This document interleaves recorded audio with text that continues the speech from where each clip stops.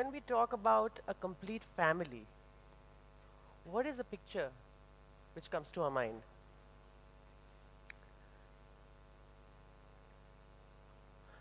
So, whenever we talk of a complete family, it's a grandfather, grandmother, mom, dad, children, and sometimes even a doggy thrown in.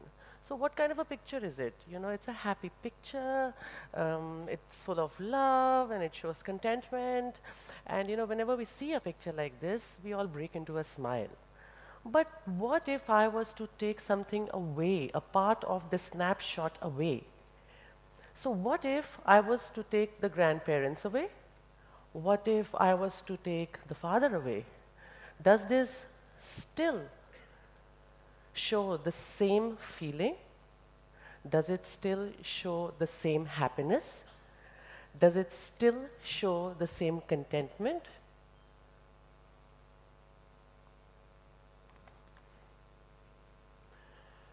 So I'm going to be taking you today through a journey of individuals who have chosen a different lifestyle.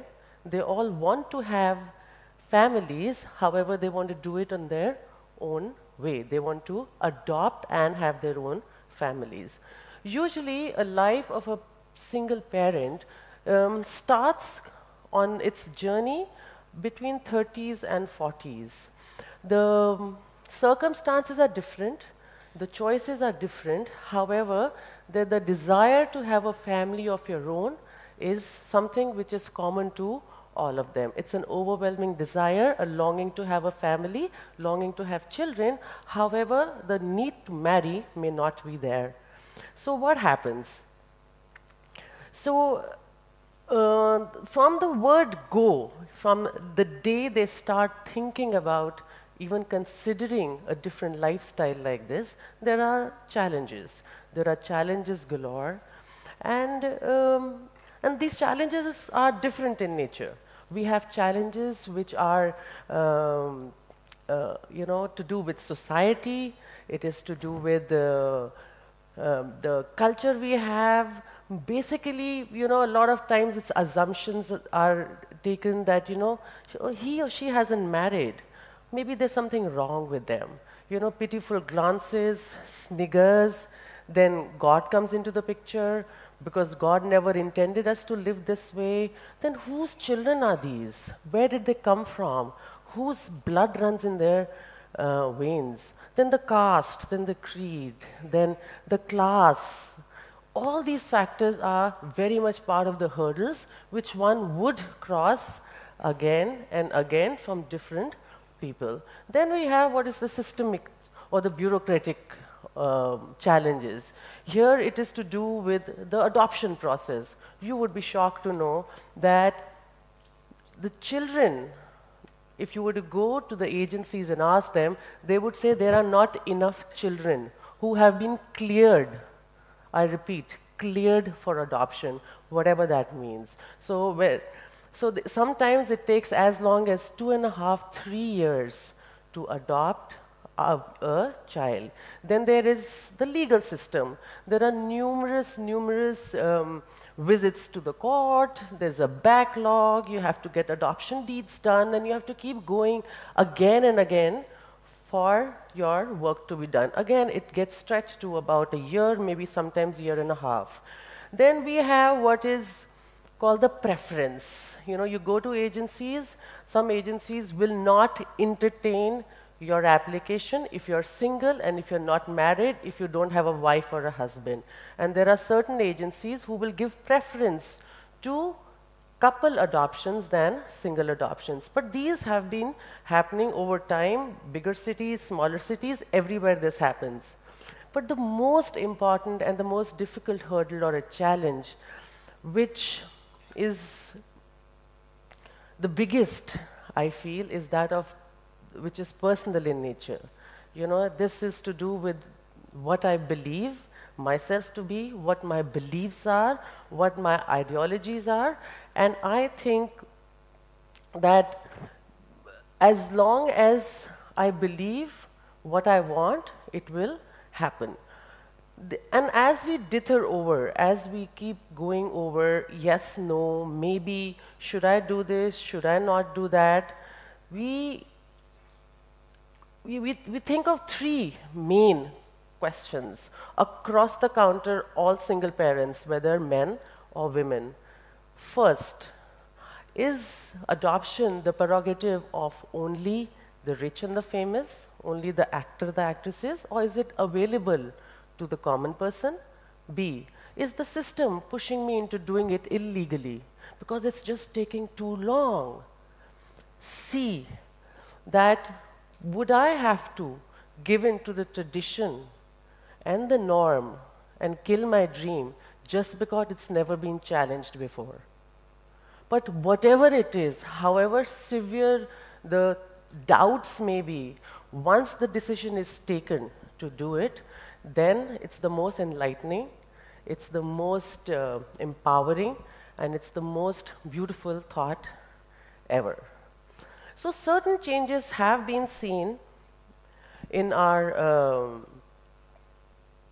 so there have been certain changes which have been seen in our society, especially to do with the empowerment of a woman. Nowadays, in the last recent, and I would say in the recent about 5 to 6 years, there are many career-oriented, many independent women who all believe in motherhood, but may not believe in marriage. So there's a changing face of the society, and this has led to a lot of women wanting to adopt. And if you were to see,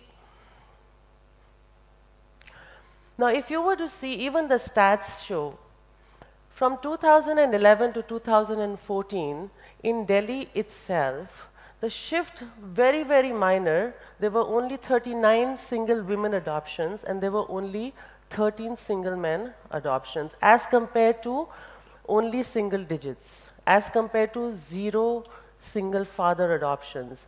But just for reference, if you were to look at the stats of the US, can you see just in 1 year, there are 13,000 women adoptions and 1,400 men adoptions. And the changes have been seen in cities, but the bigger cities, not in the smaller cities. So here is the idea. What can we do to accelerate this pace? What can be done to make sure that this word, this option is available to everybody, whoever is interested in it? So how do we start? The first thing we do is awareness. Everybody needs to know, each and every common man needs to know that this is not restricted to an exclusive strata of the society. Everybody who's interested and wants to do it should be able to do it. B, it should also be spread in the smaller towns, not only the bigger metropoles. Smaller towns and cities also need to have this option available. And other things like the adoption process needs to be improved upon. The legal procedure needs to be more streamlined. There need to be more trained counselors who would aid people when they are considering a single adoption. But most importantly, the most important thing I personally feel is the realization and the acceptance that there are many, many abandoned orphans in our country. These are kids who live on the roads. These are kids who eat on the roads.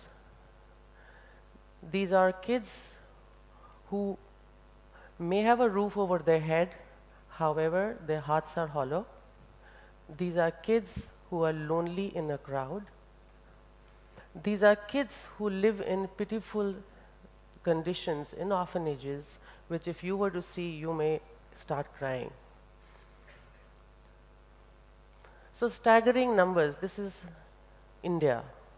The numbers, if you were to see, that in central zone there are 6 million orphans, children.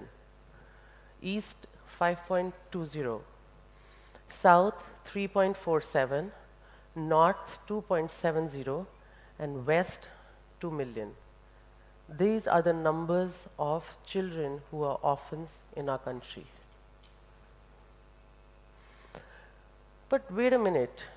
If we were to provide these kids, all these kids, or a number of these kids, with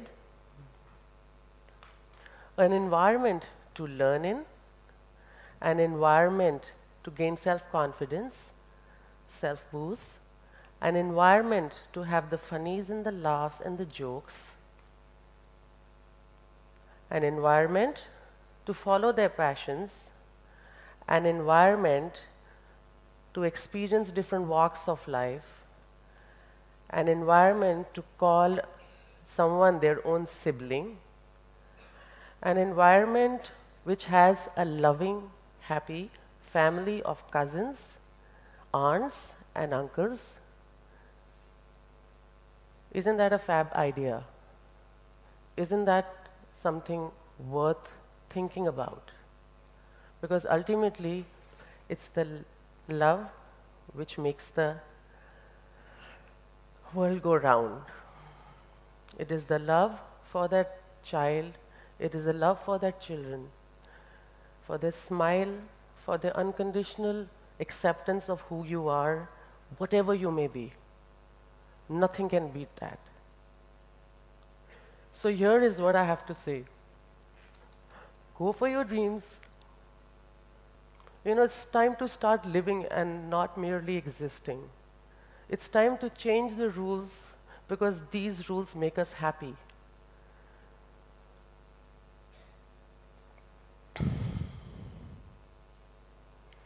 It is time to change the society, and the change society will only come about if we change. If we change our thought process, we change our attitude, and we change our hearts and become open-hearted. This journey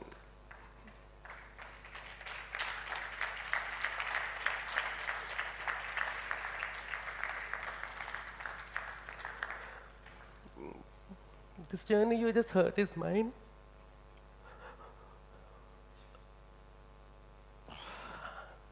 I followed my dreams, I believed in myself, and I gunned after them. I asked the universe to give it to me, and it didn't have a choice. And now, friends, my gifts not from my womb, but from the divine.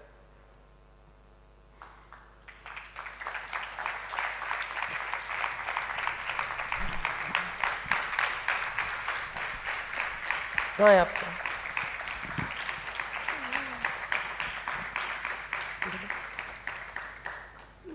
name is Geet Oberoi.